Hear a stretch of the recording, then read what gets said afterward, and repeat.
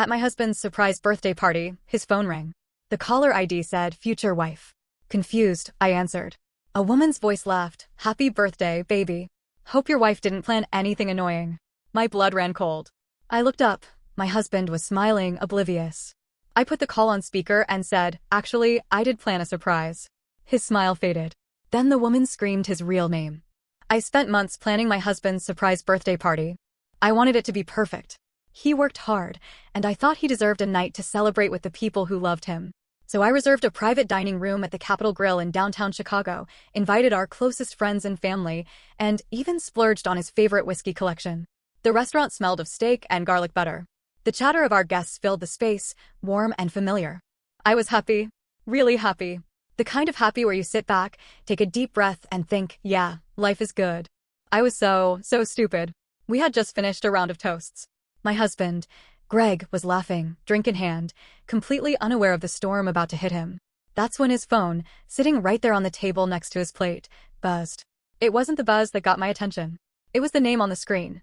Future wife. I blinked. At first, I thought maybe I misread it. The restaurant was dimly lit, and I had been drinking. But no. Right there, glowing on his screen, future wife. I glanced at Greg. He hadn't noticed. He was too busy talking to his best friend. My heart started pounding. I wasn't the type to snoop.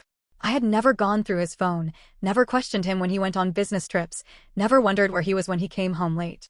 But something about that name made my stomach twist in a way that told me, pick up the phone. So I did. Hello? For a split second, nothing. Then, a woman's voice, light, playful, confident. "Happy birthday, baby," she said. "Hope your wife didn't plan anything annoying." The room tilted. I felt like the air had been sucked out of my lungs. I turned my head slowly, looking at Greg, who was still mid-conversation, completely oblivious to the fact that his life was about to explode.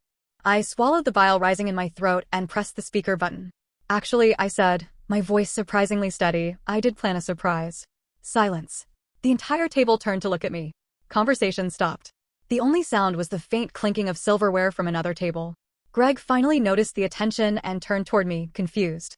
Then, his eyes dropped to his phone in my hand. His face drained of color. Then, the woman on the phone screamed. "Marcus?" Not Greg. "Marcus." A single beat of silence, then chaos. His mother gasped. His best friend's mouth dropped open. Someone knocked over a glass. Greg, Marcus, stared at me, his hands frozen midair like he was deciding whether to grab the phone or pretend this wasn't happening. I turned back to the phone. "Who is this?" I asked. The woman on the other end let out a shaky breath. "Who the fuck is this?" "I'm his wife." A strangled noise came through the speaker. Then, a small, bitter laugh. "Oh my God," she whispered. "Oh my God." I stayed silent, gripping the phone so tight my knuckles turned white. Greg, no, Marcus, was still frozen, looking at me like I was holding a gun to his head instead of a phone. The woman on the phone let out a breathy laugh, but it wasn't funny. It was the kind of laugh people make when they realize they've been made a fool. "You have got to be kidding me," she said. This piece of shit. He told me he was divorced." "Divorced?" I let out a sound that was half a laugh, half a sob. The reality of it was sinking in too fast. Too much, too soon. Greg, Marcus, was engaged to another woman. Engaged. And from the way she was talking, it wasn't some casual affair. It wasn't a one-time thing. This was a whole life. I wanted to vomit. My body felt cold. I looked around the table, at the faces of people who had loved and trusted him. His mother's hand was over her mouth. His best friend looked like he was about to be sick. Greg, Marcus, finally snapped out of whatever trance he was in. "Baby, let me," he started, reaching for my hand. I jerked back like he was poison. "Don't." The woman on the phone exhaled sharply. "You're telling me you're still married to this asshole?" I laughed again, sharp and humorless. "Oh, honey," I said. Apparently, we're both engaged to him. The restaurant was dead silent. The sound of my own heartbeat was deafening in my ears. I stood up. My chair scraped against the floor, loud and jarring in the quiet room. I placed the phone on the table, still on speaker, and looked my husband in the eyes. "Happy birthday, Marcus," I said, voice calm, even. Then I grabbed my purse and walked out. Behind me, I heard the woman on the phone screaming his name, heard his mother demanding answers, heard someone say, "Holy shit." But I didn't look back. Not once. I didn't know where I was going. I just walked. The cold Chicago air hit me as I stepped out of the restaurant, but I barely felt it. My legs moved on their own, my heels clicking against the sidewalk. I felt like I was floating, like none of this was real. Somewhere in the back of my mind, I heard my phone buzzing inside my purse. I ignored it. I wasn't ready. My brain was trying to catch up with what had just happened. Greg, Marcus, was living a double life. He had another woman. A fiancé. He had proposed to someone else while still married to me. And the worst part? I had no idea. I had spent years loving this man, trusting him, planning a future with him. And all that time, he was out there pretending to be someone else. Lying to her. Lying to me. Lying to everyone. I stopped walking. My hands were shaking. My breathing was uneven. I felt like I was about to explode. I needed answers. So I did something I never thought I'd do. I pulled out my phone and called her. She answered immediately. "Who are you?" she snapped. "What the fuck is going on?" I took a deep breath. I think we both deserve some answers. Silence. Then, a deep inhale on her end. "Meet me," she said. We met at a coffee shop a few blocks away. I spotted her immediately. She was sitting in a corner booth, gripping a cup of coffee like it was the only thing keeping her grounded. She looked broken. And that's when it hit me. This wasn't just my story. She was a victim too. I walked over and slid into the seat across from her. She looked up, eyes red-rimmed, mascara smudged. "Wow," she whispered, scanning my face like she was trying to make sense of me. "He really has a type." I let out a humorless laugh. "Yeah?" She nodded. Smart, successful, trusting. She shook her head. "And blind." I swallowed the lump in my throat. "What's your name?" I asked. She hesitated, then sighed. "Vanessa." I nodded. I know who you are." Her voice was tight. "I've seen pictures of you. Online." I just thought. She trailed off, blinking hard. I waited. She let out a bitter laugh. "I thought you were his ex." The word ex stung in a way I wasn't expecting. Vanessa shook her head, eyes wild. "He told me you were crazy. That you wouldn't let go. That you kept trying to ruin his life." I almost choked. "He said I was the problem?" She let out a sharp laugh. "Oh, yeah. He made you sound like some obsessed ex-wife who refused to move on." I gripped the table to keep myself from screaming. I had spent years making this man's life easier. Supporting him. Loving him. And all this time, he was out there telling people I was crazy? I closed my eyes, forcing myself to stay calm. "How long have you been together?" I asked. She hesitated, then whispered, 2 years. The words knocked the air out of me. 2 years. While I was home making him dinner, while I was planning vacations, while I was waiting for him to come back from business trips, he was with her. I looked up, meeting her eyes. "He proposed to you?" She nodded stiffly. "At the Plaza Hotel. 3 months ago." I exhaled shakily. 3 months ago, we were house hunting. I was planning our future, and he was in New York, down on one knee, asking someone else to marry him. I swallowed, forcing myself to focus. "Did he ever mention other women?" Her face twisted. "Other." My stomach clenched. I wasn't sure if I wanted to say what I was thinking, but I had a sick feeling that Vanessa and I weren't the only ones. We spent the next 2 hours comparing stories. It was horrifying. Every single thing he had told me, he had told her too. The way he talked about work. His bad childhood. The way he always said he wasn't ready for kids yet, but maybe in a few years. It was all recycled. The same lines. The same excuses. The same lies. It was like he had a script. By the end of it, we were both sitting there in stunned silence, staring at the table like it held the answers. Then, Vanessa looked up. Her hands were trembling. Her lips pressed into a thin line. And her eyes? They were filled with rage. "Let's ruin him." I blinked. She leaned forward, voice low. "I don't know about you, but I want revenge." My heart pounded. I had spent my whole life being the good person. The mature one. The bigger person. But now? I was tired. I was done. So I met her gaze, took a slow sip of my coffee, and said, "I'm listening." Vanessa and I sat in that coffee shop for hours, picking apart every lie, every overlapping moment, every time he had somehow been in 2 places at once. And the more we talked, the more I realized Greg, or Marcus, or whatever the hell his real name was, wasn't just a liar. He was a serial con artist. Vanessa went pale when I said it out loud. "No," she whispered. "He wouldn't," but I could see the doubt creeping in. I pulled out my phone, scrolled through my bank app, and turned the screen toward her. "Tell me this isn't weird," I said. She stared. Then she let out a shaky breath. Holy shit. It was subtle, almost too subtle to catch. Small withdrawals here and there. A few $100 one week. A couple of grand the next. I had never questioned it. He had access to our joint account, and I assumed it was for normal expenses. But then Vanessa pulled up her banking app. And we saw the exact same pattern. My head started spinning. "Oh my God," she whispered. We weren't just the side chicks. We were funding his whole fucking life. I wanted to throw up. Because now that I was looking at it, the math wasn't adding up.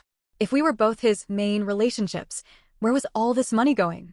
The next 24 hours were a blur of digging. Vanessa was relentless.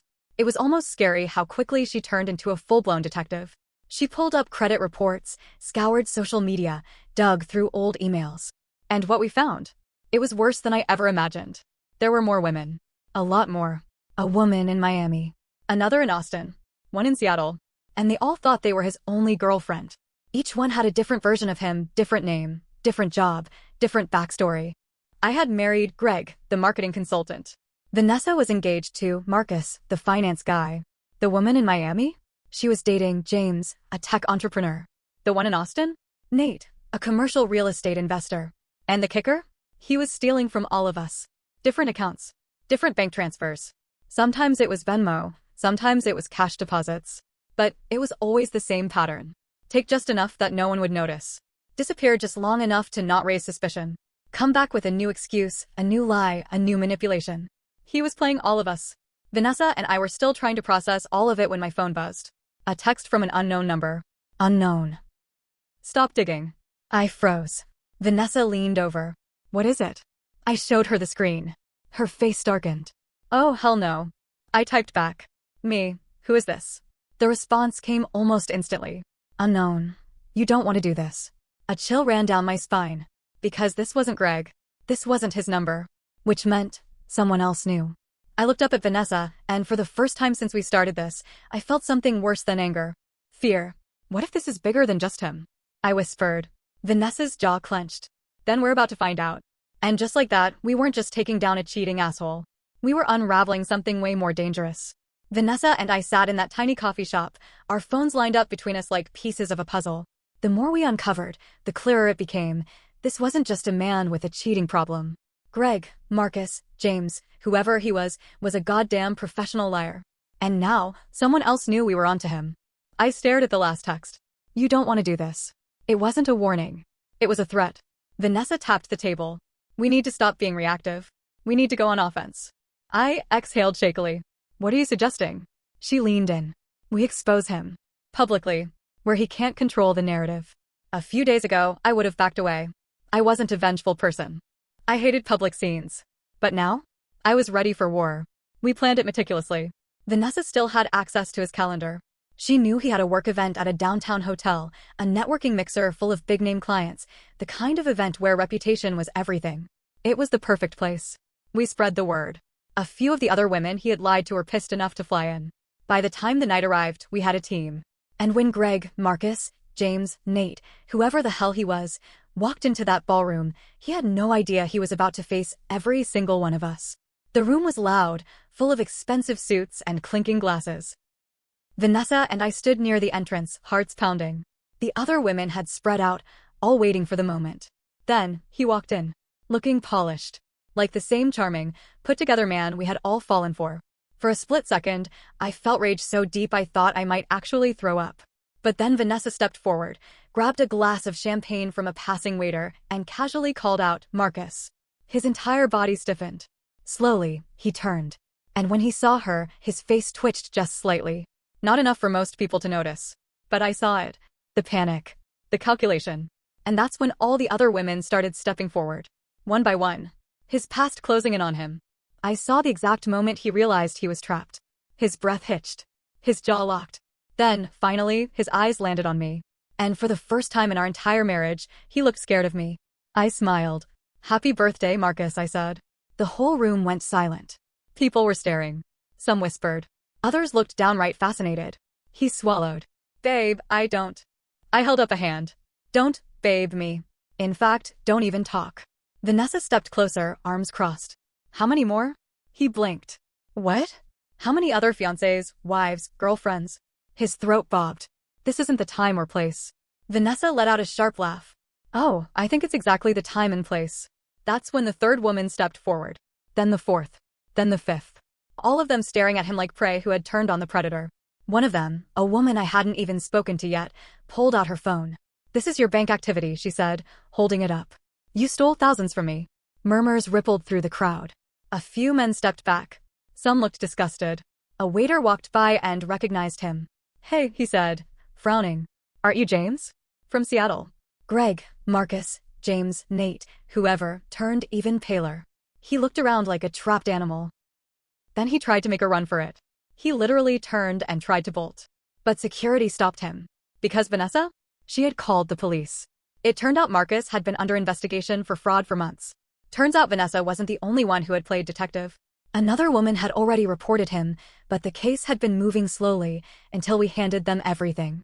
By the time the cops showed up, it was like watching a house of cards collapse. He tried to talk his way out of it. Tried to lie. Tried to convince me to help him. I just stared at him, then said the words I had waited so long to say, I don't know you. And I walked away. I won't pretend I felt instant relief. I won't pretend I didn't cry in my car that night, gripping the steering wheel, wondering how I had been so blind. But I will say this, I finally slept that night. And when I woke up the next morning, I wasn't a wife anymore. I was free.